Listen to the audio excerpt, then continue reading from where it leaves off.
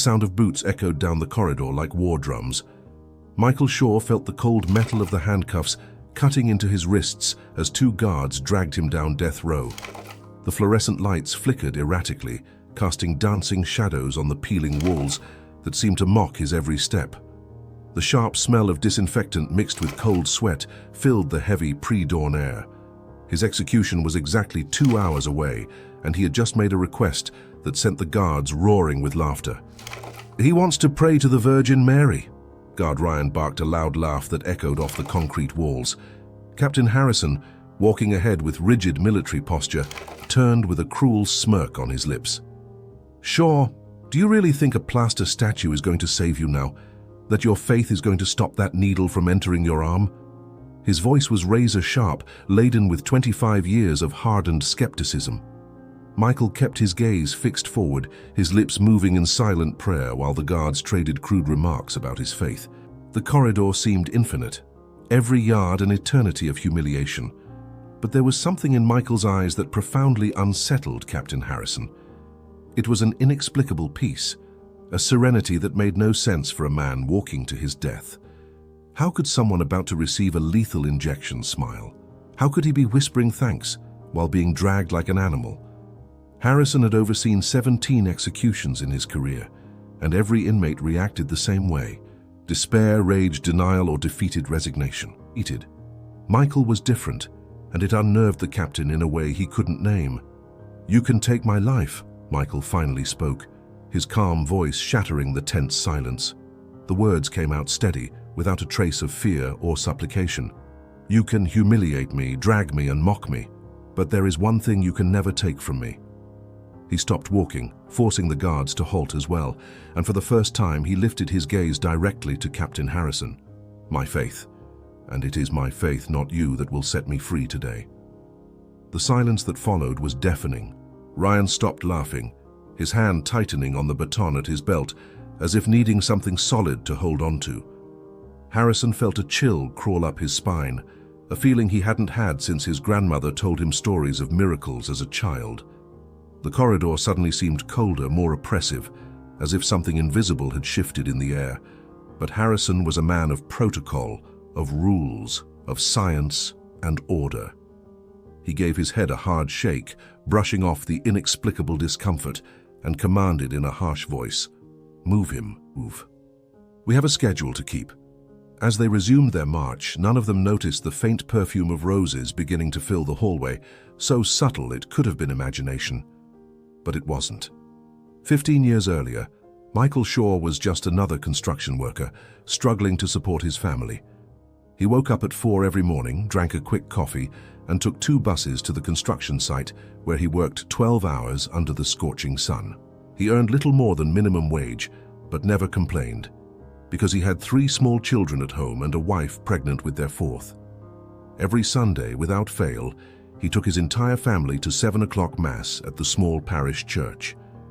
He was known in the community as the man who always helped. He carried groceries for the elderly, fixed whatever was broken in his neighbors' homes, and donated the little he had to those who had even less. On that fateful Tuesday, Michael was returning from work when he saw a commotion on the street corner. A man was shouting, a woman was crying, and before he could understand what was happening, the police arrived and put him in handcuffs. "That's him! That's the man!" yelled witnesses Michael had never seen in his life. He tried to explain, tried to show he was coming from work, that he had a time card proving where he'd been, but nobody would listen.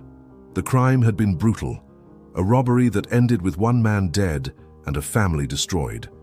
Michael was accused, tried, and convicted based on the testimony of 3 people who swore they had seen him at the scene. What he didn't know then was that those witnesses had been paid to lie, and the real criminal was still walking free. His wife, Anne, held on for 5 years. She visited the prison every month, brought the children, and wept while clutching the grate of the visitation room. But the pressure was too great. Neighbors whispered. The children were bullied at school. The money ran out. One day, she simply stopped coming. Michael received only a short letter. "Forgive me, but I have to move on. The children need a normal life." He wept that entire night, kneeling in his cold cell, clutching the rosary he had fashioned from hardened bread dough. But the next day, as the sun rose, he gave thanks.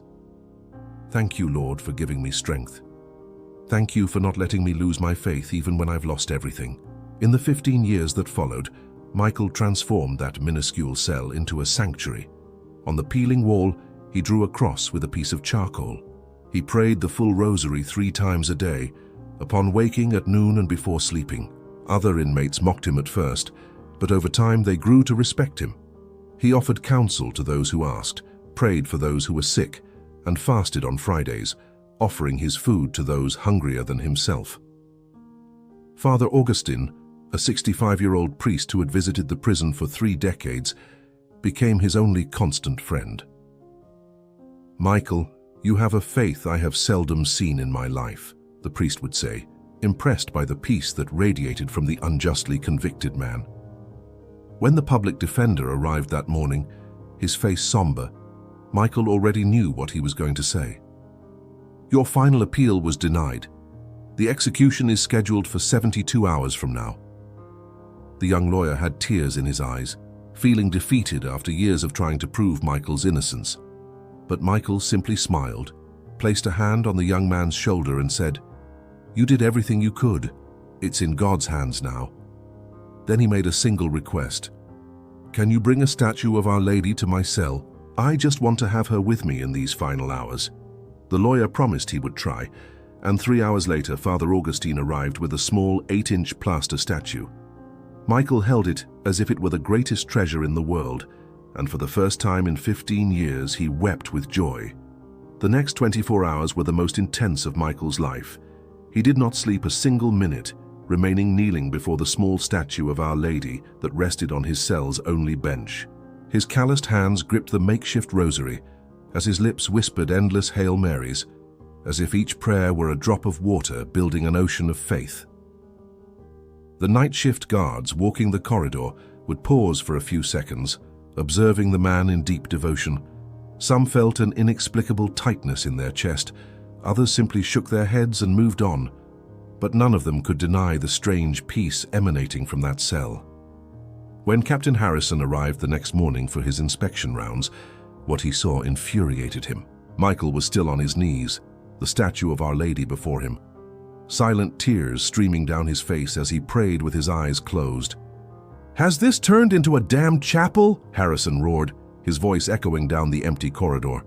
He threw open the cell door, strode inside, and snatched the statue from Michael's hands before he could react. "You really think this plaster doll is going to save you? Your last sight is going to be the needle in your arm, not this sham." In a rage, he hurled the statue onto the concrete floor, where its base shattered into 3 pieces. Michael remained kneeling, gazing at the plaster fragments scattered on the floor. For a moment, the silence in the cell was absolute, as if time had stopped.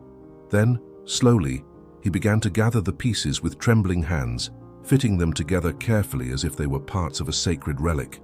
"Thank you, Lord, for testing me," he whispered aloud, causing Harrison to pause at the doorway. "Thank you for strengthening me in this moment. Thank you for showing me that my faith is in you, not in things."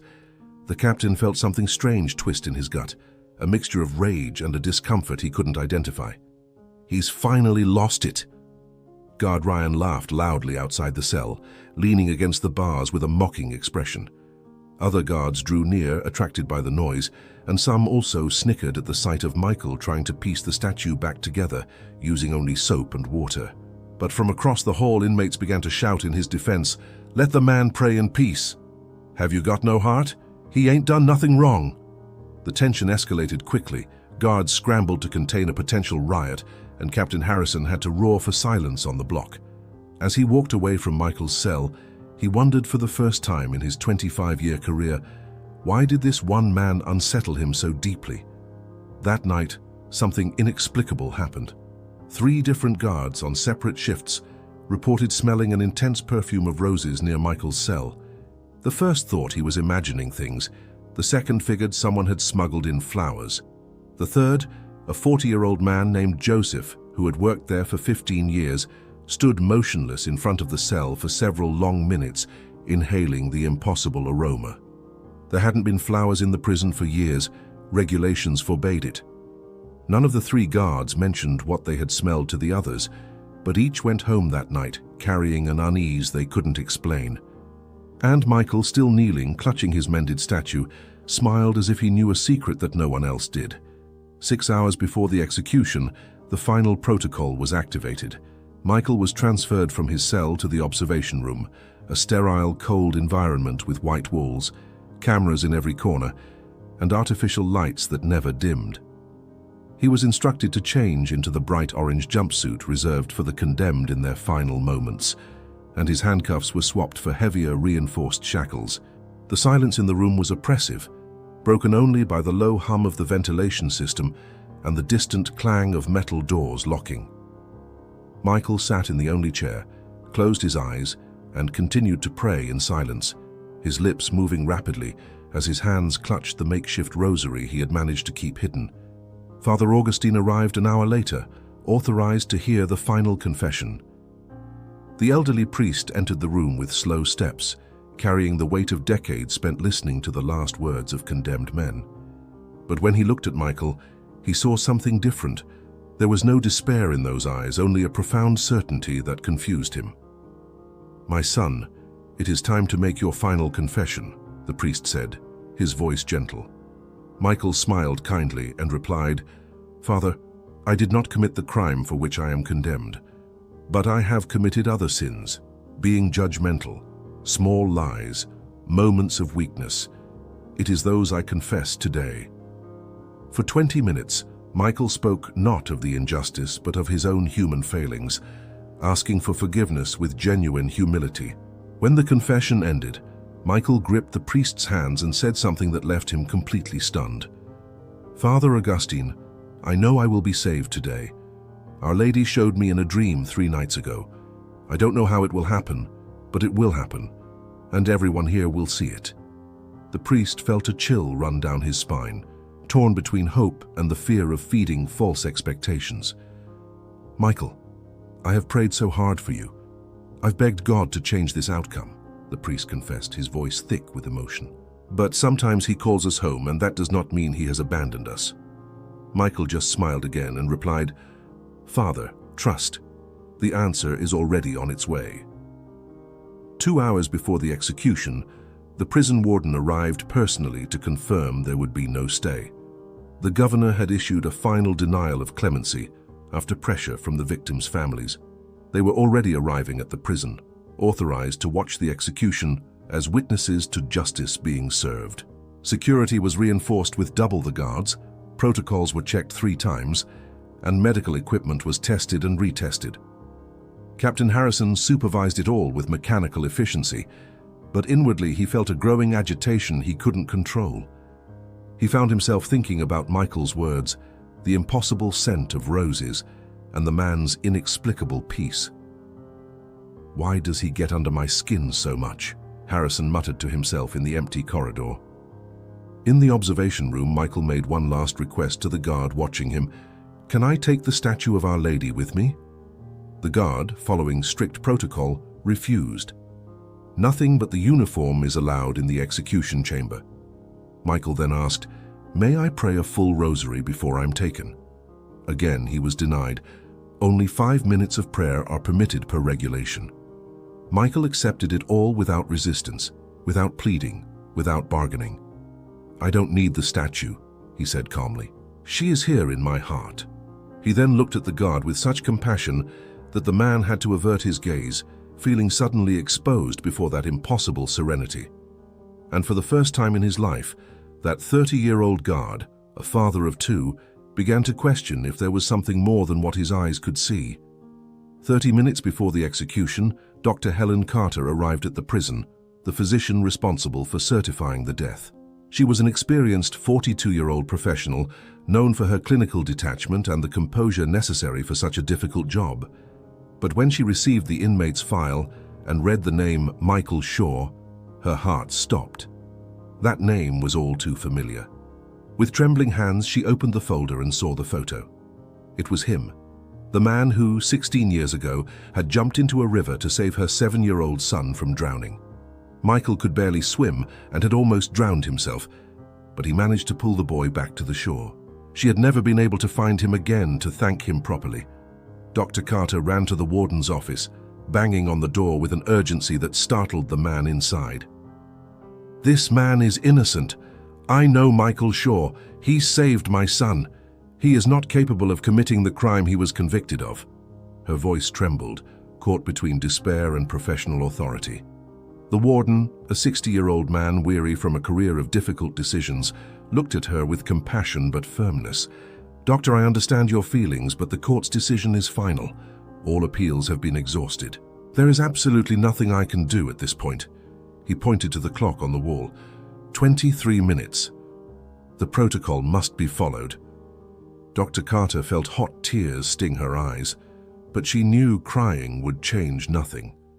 The execution chamber was prepared. 15 chairs were lined up for witnesses, separated by a thick glass pane from the gurney where Michael would be strapped down. The lights were stark white, eliminating all shadows, making everything horribly visible. Dr. Carter insisted on being present as the official physician, even knowing it would be torture to witness it. Among the witnesses were the families of the original crime's victims, their faces etched with years of pain, waiting for justice, unaware they were about to witness something that would change their lives forever. Captain Harrison entered last, required by duty to oversee the procedure, his face a mask of professional control that hid the chaos raging inside him. Michael was brought in at 11:47 p.m., escorted by 4 guards, including Ryan, who was assigned to operate the lethal injection equipment. The inmate walked with steady steps, needing no pushing or dragging, his head held high with a dignity that contrasted violently with his restraints.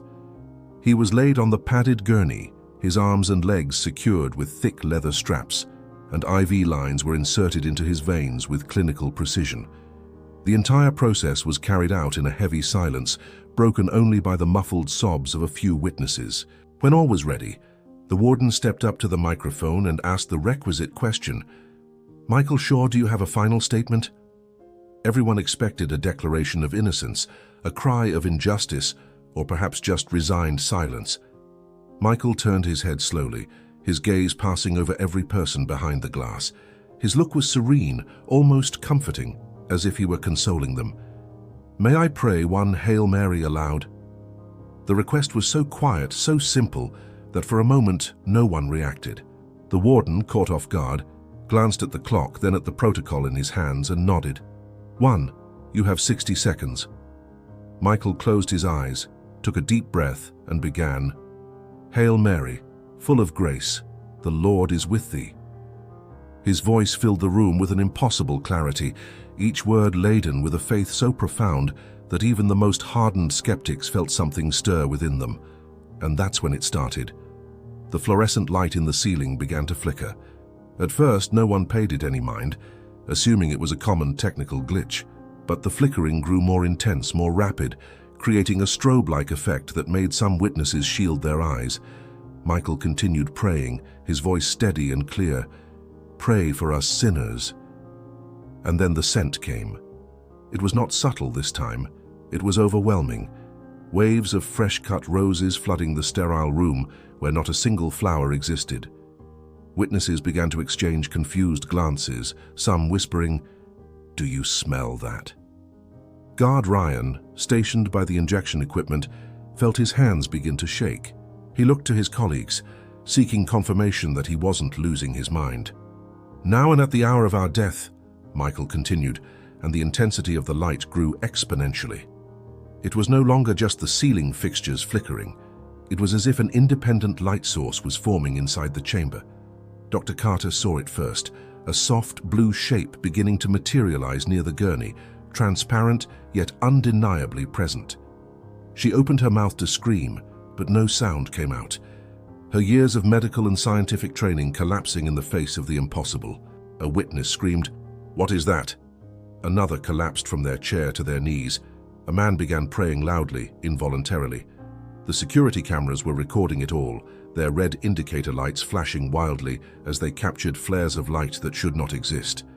Michael smiled, tears streaming down his face as he concluded, "Amen." The blue form sharpened for a few brief seconds, a feminine silhouette, enveloped in light, radiating both peace and authority. "She came," Michael whispered, his voice breaking with emotion. "I told you she would come." Guard Ryan stumbled back from the equipment, his legs giving way as he collapsed to his knees, sobbing like a child. Captain Harrison was paralyzed, his mouth agape, all his years of hardened skepticism disintegrating in an instant. His hands gripped the railing in front of him so tightly his knuckles turned white. A single word escaped his lips: "Impossible." Father Augustine, present as the chaplain, recognized immediately what they were all seeing. "Our Lady," he breathed in reverence, dropping to his knees and making the sign of the cross. The prison warden was shouting confused orders. "Stop, stop the procedure, stop everything." But no one moved, all of them hypnotized by the manifestation, which remained visible for a full 40 seconds. Michael was whispering over and over, "Thank you, Mother. Thank you. Forgive them. Forgive them all." As the light finally began to fade, the medical monitors hooked up to Michael suddenly shrieked with deafening alarms. Dr. Carter rushed to check them, her eyes widening as she read the display.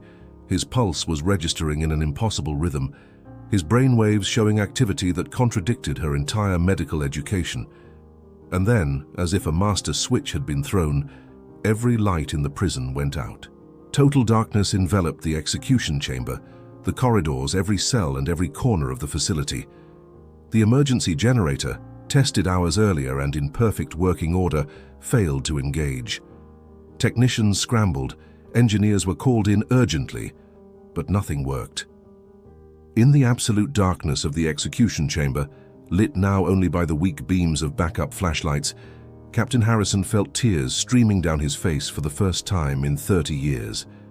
Trembling, he whispered to Father Augustine beside him, "What do I do now? How do I even pray?" The priest, also weeping, put a hand on the captain's shoulder and replied in a broken voice, "Start by asking for forgiveness, my son. Just start." 2 hours later, the execution chamber was illuminated only by flashlights and candles someone had found in the prison's old, abandoned chapel. Michael was still strapped to the gurney, conscious, breathing calmly as if resting after a long day. No one had been able to proceed with the execution. It was technically impossible.